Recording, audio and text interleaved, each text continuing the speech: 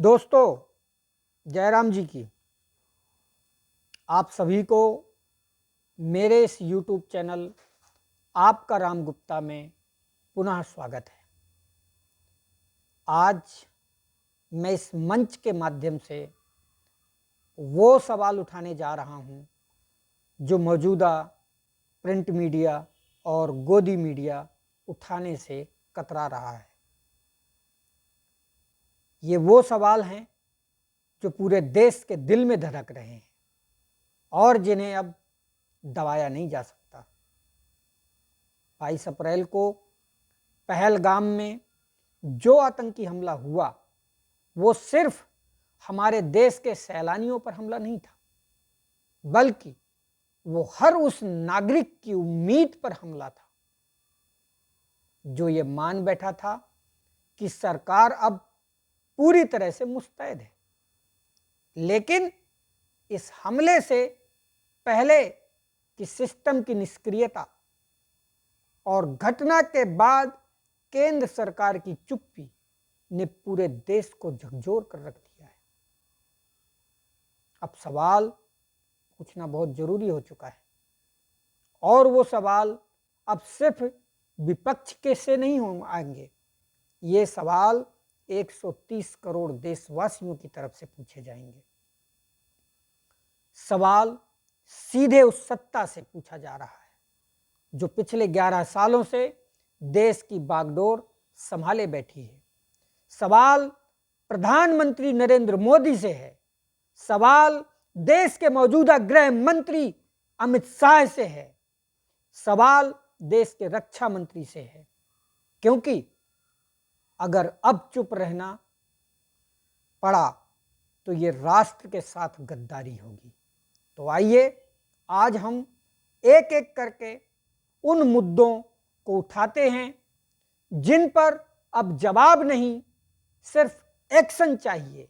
तो पहला मुद्दा, पाकिस्तान के साथ चल रहा व्यापार पूरी तरह से कब बंद होगा? सरकार कहती है कि अब अटारी बॉर्डर से पाकिस्तान के साथ व्यापार बंद कर दिया है। बहुत अच्छा किया है, ऐसा ही होना चाहिए।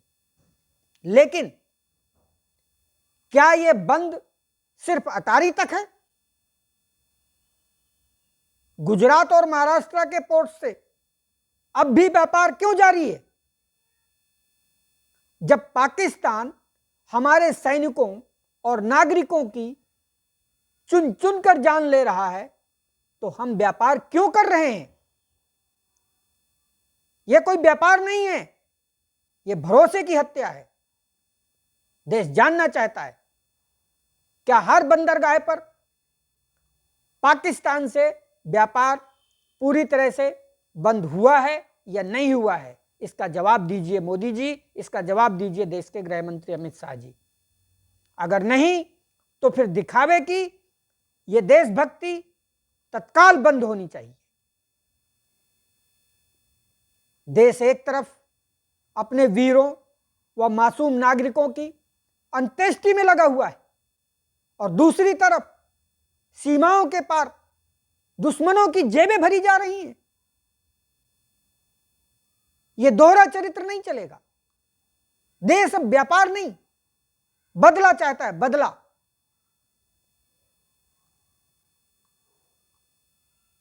दोस्तों, मुद्दा नंबर 2,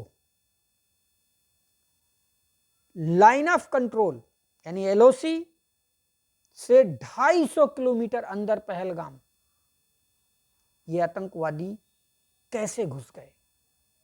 सबसे बड़ा मुद्दा। एलओसी पार करके जो 250 किलोमीटर अंदर घुसकर आतंकवादी हमला करते हैं और आराम से निकल भी जाते हैं, ये चूक नहीं, ये अंदरूनी विफलता है। कौन जिम्मेदार है इसका? कब जिम्मेदारी तय होगी इसकी? क्या हमारी एजेंसियां सो रही थी? क्या यह इंटेलिजेंस फेलियर नहीं है? अब सरकार को सिर्फ जांच नहीं, टाइम बाउंड जांच करनी होगी अगले 30 दिन में रिपोर्ट देश के सामने रखी जानी चाहिए। हम पुलवामा की तरह 6 साल तक जांच रिपोर्ट का इंतजार नहीं करेंगे। देश अब बहाने नहीं, नतीजे देखना चाहता है, क्योंकि यह सिर्फ घुसपैठ नहीं, सिस्टम की दीवारों को छेदने जैसा काम किया गया है। कोई तो है जो या तो सो रहा था या फिर जानबूझकर सोने का नाटक कर रहा था। अब हर चूक पर जिम्मेदार का नाम अनिवार्य हो चुका है, वरना हर चुप्पी साजिश मानी जाएगी। कान खोलकर सुन लीजिए दोस्तों। मुद्दा नंबर 3, धार्मिक नफरत फैलाने वाले इन देशद्रोहियों पर लगाम कब लगेगी? दोस्तों, जब पहलगाम हमला होता है तो उससे एक कड़वा सच सामने निकल कर आता है। पाकिस्तान का असली मकसद है भारत को धार्मिक आधार पर तोड़ना। और अफसोस की बात यह है कि पाकिस्तान के इस एजेंडे को हमारे ही देश के कुछ लोग आगे बढ़ा रहे हैं।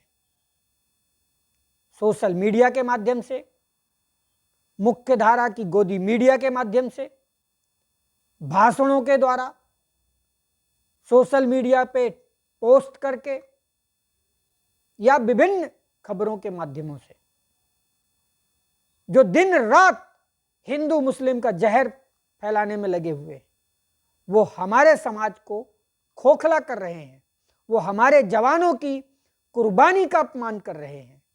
अब सरकार को ऐसे लोगों पर शिकंजा कसना ही होगा, क्योंकि नफरत फैलाने वाला कोई भी इंसान भारत का नहीं, दुश्मन देश का एजेंट हो कहलाएगा। दोस्तों, सोशल मीडिया पर बैठे कीबोर्ड जिहादी और फेक देशभक्त यानी फर्जी देशभक्ति का ढोंग करने वाले और ये मुख्य धारा की गोदी मीडिया के एंकर जब मजहब के नाम पर जहर उगलते हैं तो सीमा पार पाकिस्तान ताली बजाता है।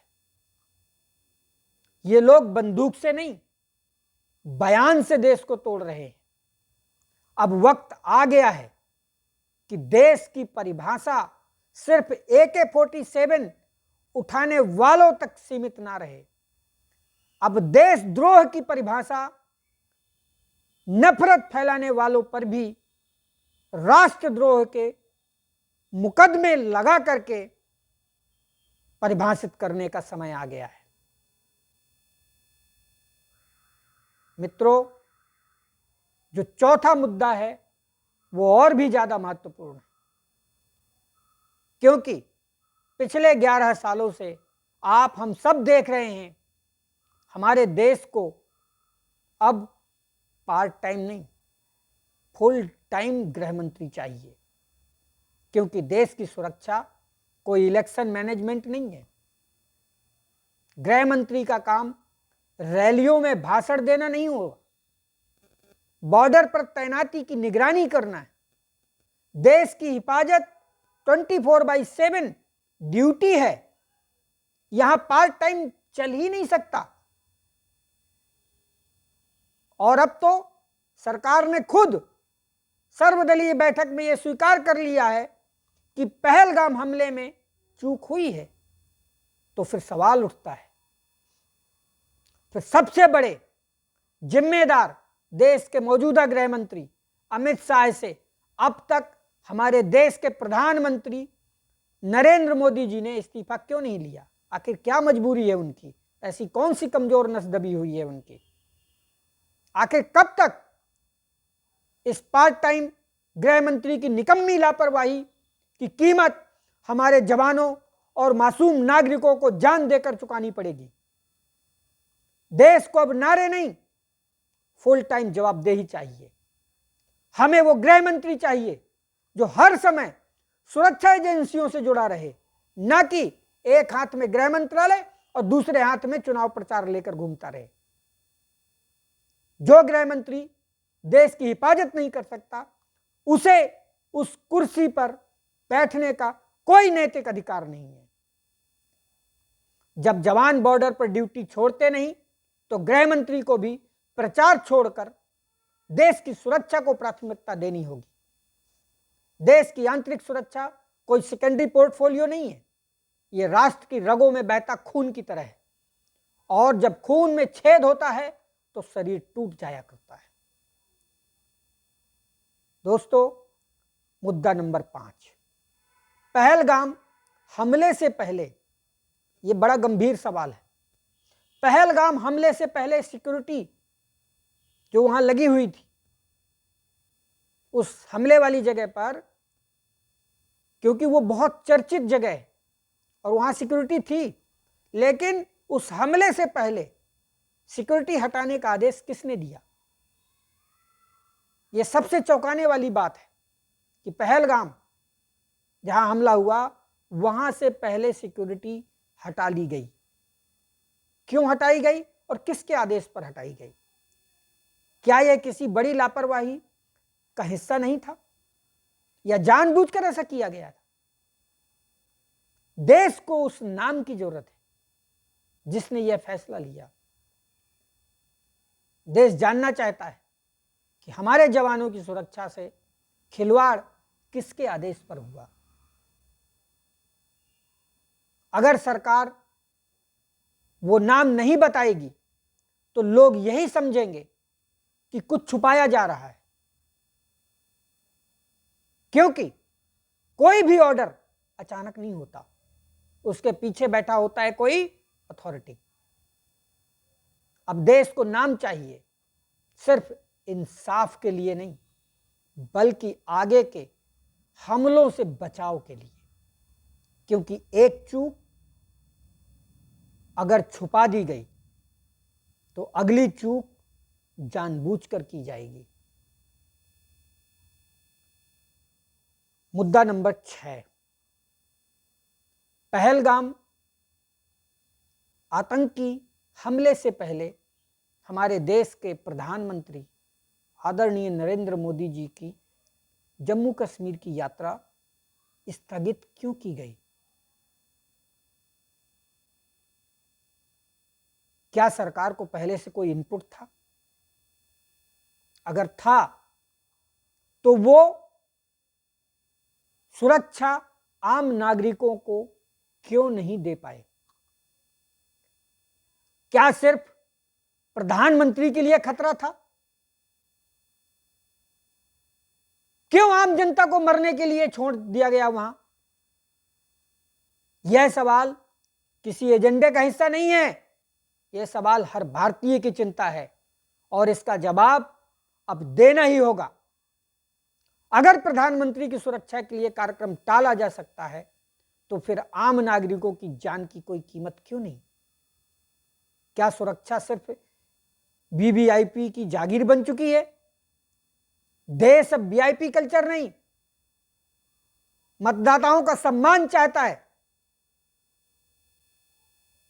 पहलगाम हमला हमें सिर्फ दर्द नहीं देता, यह हमें चेतावनी देता है।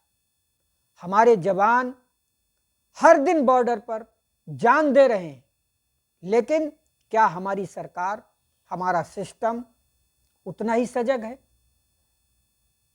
अब जवाबदेही का वक्त है। अब दिखावे की देशभक्ति नहीं चलेगी। यह सवाल देश पूछ कर रहेगा और सत्ता को जवाब देना ही पड़ेगा। हम पाकिस्तान से लड़ लेंगे, लेकिन क्या हम सिस्टम की कमजोरियों से भी लड़ने को तैयार हैं? क्योंकि जब तक सिस्टम नहीं बदलेगा, अगला पहलगाम अगली चुप्पी, अगला बलिदान फिर किसी और का होगा। देश की रक्षा सिर्फ बॉर्डर पर नहीं होती, देश की रक्षा सिस्टम के भीतर भी करनी होती है। हम कब तक हमले के बाद बयान सुनते रहेंगे? अब देश को चाहिए हमले से पहले की तैयारी। जनता सब देख रही है, सुन भी रही है और समझ भी रही है, और वक्त आने पर इसका हिसाब भी मांगेगी लोकतंत्र में वोट से। क्योंकि जो सत्ता सवालों से भागती है वो जल्द ही जनता से भी भगाई जाती है। इतिहास गवाह है। अगर आपको लगता है कि ये सवाल सही हैं, अगर आपको लगता है कि अब चुप रहना देश से गद्दारी है, तो इस वीडियो को हर उस शख्स तक पहुंचाइए जो देश से सच्चा प्रेम करता है। कमेंट करके अपना गुस्सा, अपना समर्थन जरूर दर्ज कीजिए। और अगर आप चाहते हैं कि ऐसी आवाज़ें दबे नहीं, तो इस चैनल को, यानी मेरे इस चैनल आपका राम गुप्ता को अभी इसी वक्त सब्सक्राइब कर लीजिए। क्योंकि यहाँ सिर्फ वीडियो नहीं बनते, यहाँ वो सच बोला जाता है जो सत्ता को चुभता है लेकिन देश के लिए जरूरी है। और मौजूदा प्रिंट मीडिया, गोदी मीडिया, मेन स्ट्रीम मीडिया ये आपको सच कभी नहीं बोलेगा। जय हिंद, जय भारत, धन्यवाद।